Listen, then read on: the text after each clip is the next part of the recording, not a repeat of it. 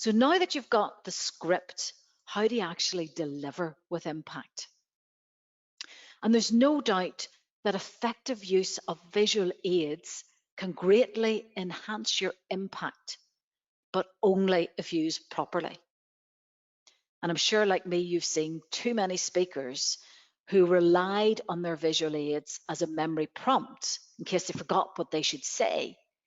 So they simply overloaded the slides with lots and lots of text, and then they read from it. Using visual aids like this really frustrates your audience. If you do want to use slides, use them as an aid for your audience, not for you. So to help me explain this, I want to go back to Guy Kawasaki, and I'm going to share with you the PowerPoint forward that he used for his book, which is called Presentation Zen, and I would highly recommend this book. According to Guy, 95% of presentations suck. For example, Bill Gates versus Steve Jobs. Okay, maybe I'm exaggerating. It's actually 99%. Why? What we see, long, boring, bad slides, content free. What we want to see, short, legible, simple, engaging. But Houston, we have a problem. This is what we see, which drives us all mad. This book is your solution. So open your wallet and buy it. Then open your mind and read it. Then open your heart and do it. And of course, he finished with the thank you. So hopefully you will remember to get your story straight first and then create your visuals, sticking to the principles of what we want to see. Short, simple, legible, engaging.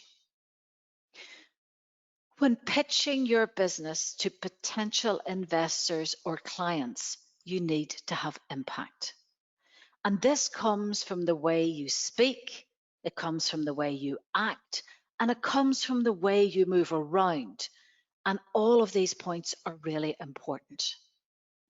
As a result, sending the right body language signals can actually make or break your pitch.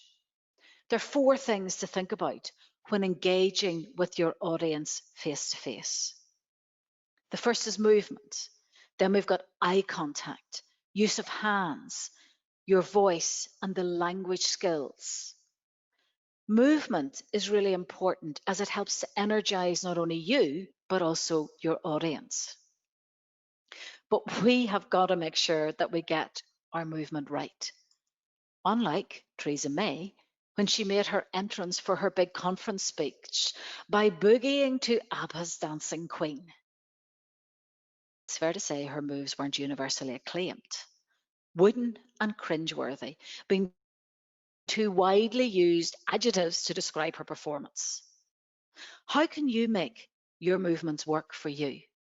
When face to face, the movement arena is your stage while presenting and includes your audience, the projector, the screen, your laptop, and any other elements nearby.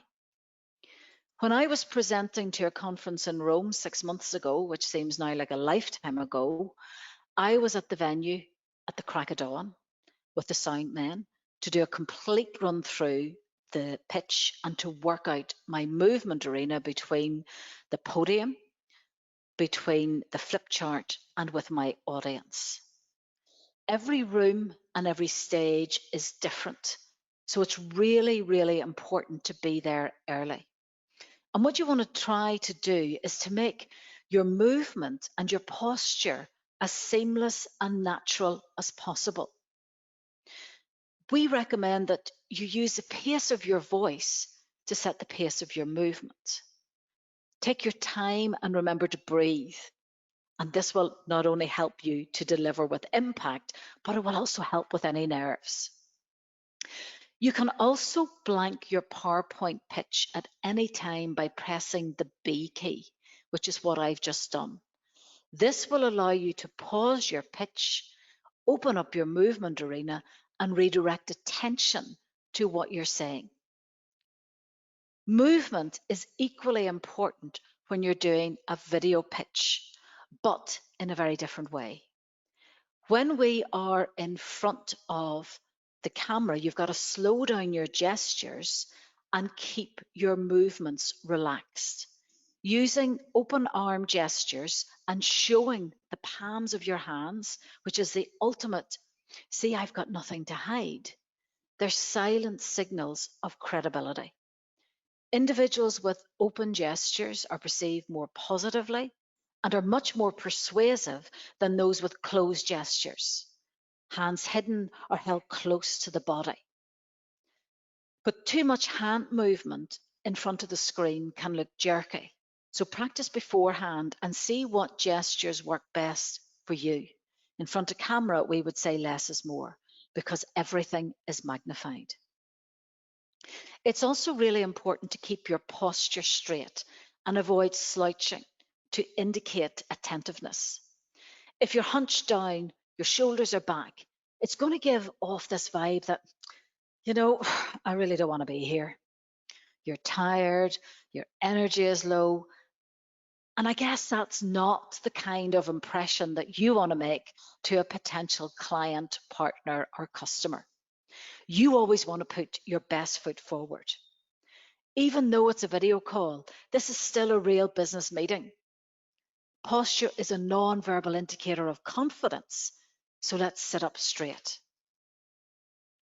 Moving back to the face-to-face pitch, making eye contact with members of the audience will draw them into your pitch.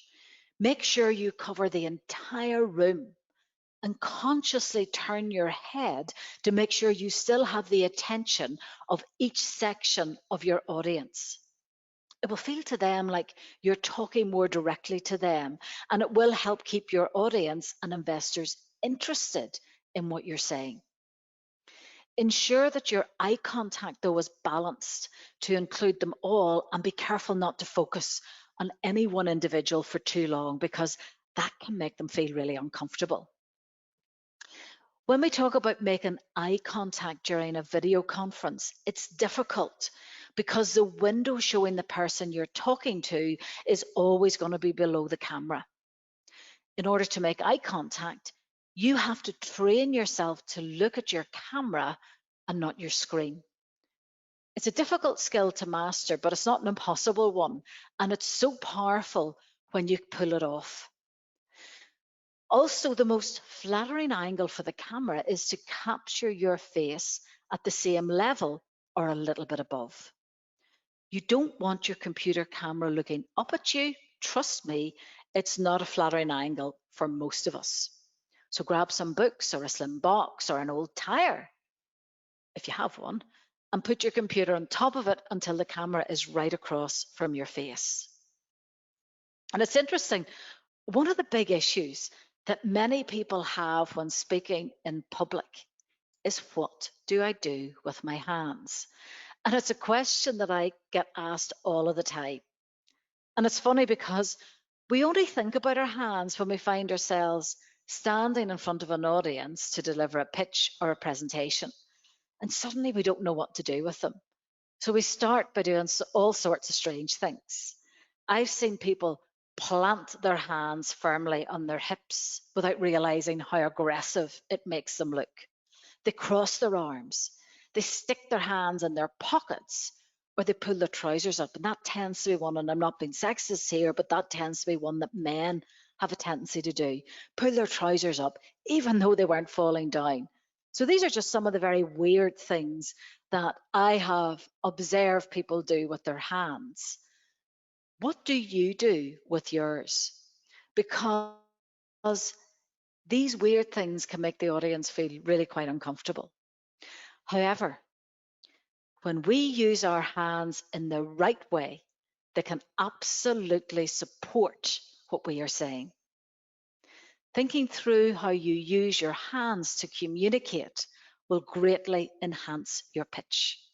So how do we do that if we're in a face-to-face? We talk about positioning your hands in the box at the beginning of your pitch. This is a space no higher than your shoulder and no lower than your hips. Let your hands flow in rhythm with your words as you warm to your topic. but without them moving outside the box. Another recommendation is to keep your hands free. Don't hold paper, don't hold pens, or even the slide clicker, and avoid putting your hands in your pocket, clenching your fists, or pointing. When on camera, we need to reduce nervous behavior because when we're nervous or stressed, we all pacify ourselves with some form of self-touching. Non-verbal behavior. We rub our eyes, we rub our hands together. The individual I was working with yesterday wasn't even aware of it, but he kept clapping his hands when he was nervous. We drum our fingers on the desk, we play with our jewelry, we twirl our hair, we fidget. When you do any of these things, you immediately convey to the listener that you're not really that interested in the conversation.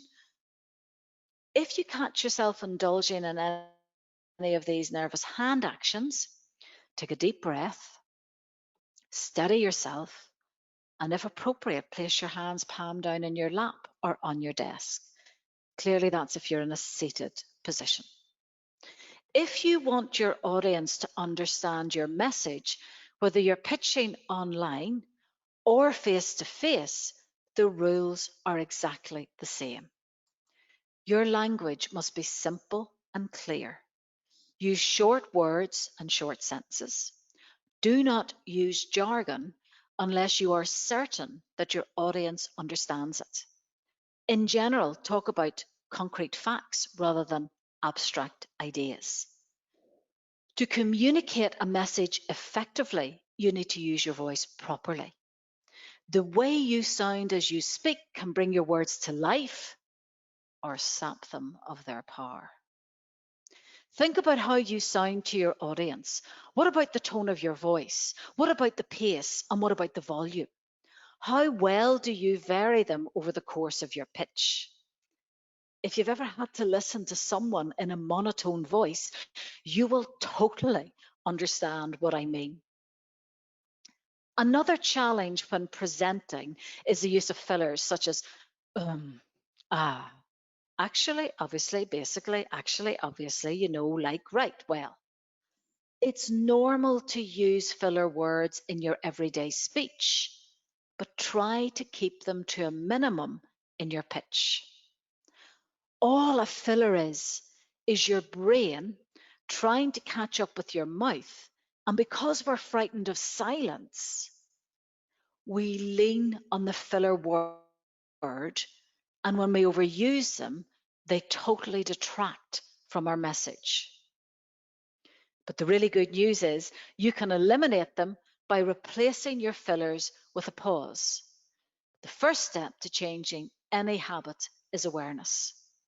Identify your filler words, and every time you catch yourself saying, actually, or give yourself a little pinch.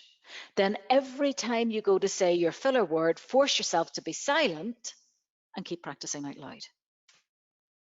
I know pauses aren't easy to embrace because even the briefest pause when you're speaking can feel like an eternity. That's because we tend to think faster than we speak. Despite how they may feel at first, well-placed pauses make you sound much more professional. Not only does it give you a chance to breathe and center yourself, it also allows your audience to reflect on key points and helps to separate one section of your pitch from the next. When pitching online, there are a few other considerations that you do need to take on board. And the first of those is to watch your background. What can people see behind you? Is it an untidy bookcase? Is it an unmade bed? Not such a great look. Walk around your office or your house and find a pleasant, not too distracting background. A sloppy environment sends a message that you're disorganized. Adjust your lighting so that you light your face. It's best to start with lighting because that will dictate where you're sitting. Open your curtains and let the natural light pour in. Face your brightest source of light, which will usually be at a window. It'll look much better for you and for everyone else on the call. It's also important to dress the part. Even though participants can usually only see you from the shoulders up, wear something that looks great on you from the waist up. In fact, the better you dress from head to toe, the better your posture will be and the better you'll feel in general. When you feel good, you're much more relaxed and a more confident presenter. We've discussed some aspects of your body language, but what about your audience's body language? Our audience, moment by moment, is sending out signals that you need to be observing if you're going to connect with them. Now, try not to over-interpret their posture. If one member of the audience is sleeping, that's probably okay. But if they're all sleeping, it's definitely not. Look out for clusters of body language. Puzzled looks are a clue that you may need to clarify something. Sudden gestures might indicate comments, ideas, or questions. Frowns or head shaking are clues that you may have a disagreement. Address these cues as you proceed. And of course, when you've delivered your pitch, you now need to think about the question and answer session. So long as your pitch has addressed the needs and concerns of your audience, they're likely to see you as a positive source of information. The golden rule of question and answer session is that you do not have to answer every single question. It's actually up to you which questions you choose to answer. It's important that you listen to each question all the way through so that you can answer each point in full. You can also use the tracked method to frame your answer. The first step is to thank the person for asking the question. Then you repeat or rephrase the question. This allows the rest of the audience to hear the question while giving you time to think of an answer. Next, answer the question briefly and clearly. Confirm that the questioner is happy with your response, and finally thank the questioner again to show appreciation. Keep the question and answer session positive by showing that you've really listened to each question and appreciate the chance to answer. So phrases like "that's an interesting angle" or "I'm glad you asked that" validate the questioner and encourage others to put their questions to you. At the end of the question and answer session, outline the next steps again. I hope that during the last 40 minutes or so, I've shared with you lots of tips and techniques to improve your ability to pitch and win. So to recap, as I promised we would, we spent a lot of time looking at the importance of preparation, understanding the needs of your audience and how to deliver with impact, both face-to-face and online. Remember, folks, my call to you will be to use the process of mind mapping, apply the template to structure your pitch, and deliver your pitch to win. Thank you. And that actually means, folks, I've finished and you can all clap now. Thank you.